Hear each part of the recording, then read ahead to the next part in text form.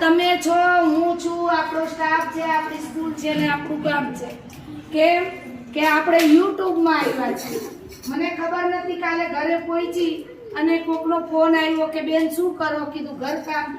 મને કે બધું કામ જ કરે રાખો, ક્યાંક તો જુઓ તમે ક્યાં ક્યાં છો. મેં કીધું ભાઈ ક્યાં છું, મને બતાવો જોઈ. પછી એમણે આપણો યુટ્યુબનો વિડીયો મૂક્યો છે અને એ બધું જોજો. પાછું જિજ્ઞાસાબેન